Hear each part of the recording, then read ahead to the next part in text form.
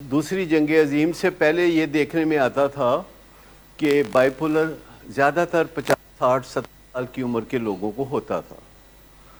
और ये मेरी ऑब्जर्वेशन भी है 1972 की, तब भी ऐसा ही था कि ज़्यादातर बाइपोलर डिसऑर्डर निस्बतन मुदब्बर लोगों में होता था, बड़ी उम्र के लोगों में होता था। बस दूसरी जंग अजीम के बाद जो एज है, जिस उम्र में बाइपोलर डिसऑर्डर होता है, वो गिरनी शुरू हो गई तेज़ी से। सिविलाइजेशन हो गई बहुत ज़्यादा, यूनाइटेड नेशन ने दुनिया को बदल के रख दिया, दुनिया बेहतर होती गई, दुनिया तेज़ होती गई।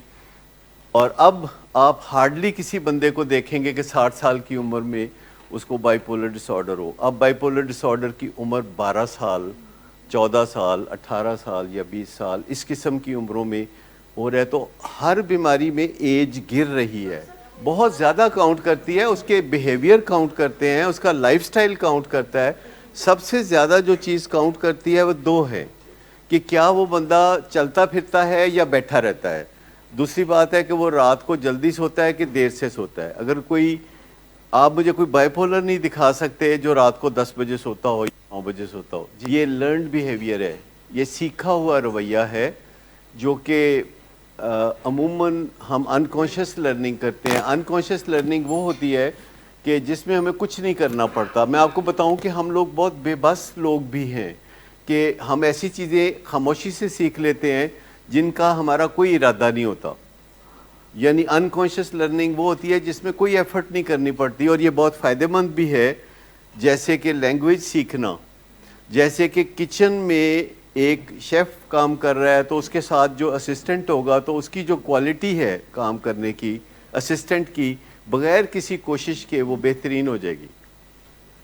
और जिनको कुकिंग का शौक़ होता है वो अपनी कोशिशों से भी सीखते हैं और वो अनकॉन्शियसली भी सीखते हैं, क्योंकि उनका ध्यान होता है कि कोई कुक करता है तो कैसे करता है।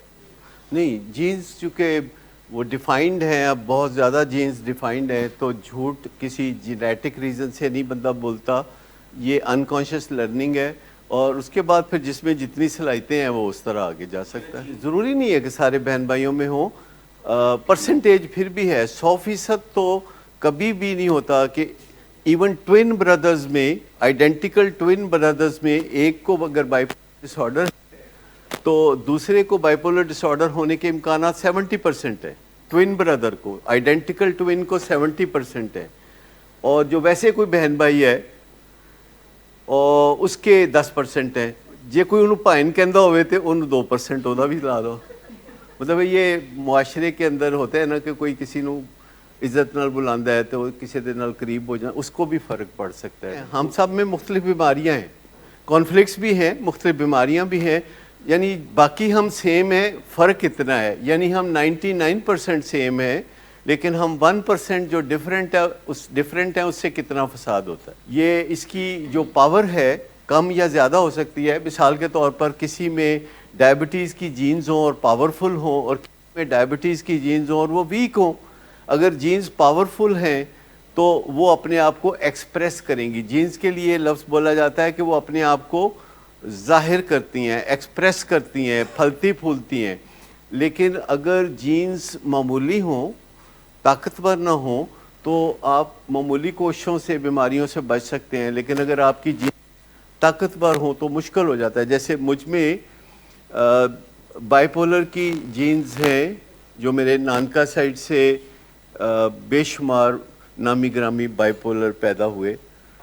और डायबिटीज़ की जीन्स हैं बड़ी स्ट्रॉन्ग, यानी मेरी 4 खाला, मेरे 4 मामू को, मेरी वालदा को, मेरे बड़े भाई को सीवियर डायबिटीज़ थी। इसके अलावा और बहुत सारे जेनेटिक डिसऑर्डर्स थे नानके साइड से। मेरे दाद का साइड वाले भी बहुत अपने नौयत के नामी ग्रामी लोग थे। उनमें से ये था कि उन्होंने करना कुछ नहीं, कहीं दूर भी कोई पटाखे की आवाज़ आए तो उन्होंने दरवाज़ा बंद करके ना तो खोलना नहीं फिर। और ज़्यादातर जो है मेरे दाद का साइड के लोग जो है वो यूके चले गए। मलका लिस्बन ने बुलाया होगा तभी तो सब गए, और फिर उन्होंने काम कोई नहीं किया वहाँ जाके, बस मलका का ही खाया है। मलका से कोई उनके डायरेक्ट ही अच्छे ताल्लुकात थे, तो ना वो कभी वापस आए, ना उन्होंने वहाँ कोई काम किया। اور پاکستان کا نام اونچا کیا انہوں نے.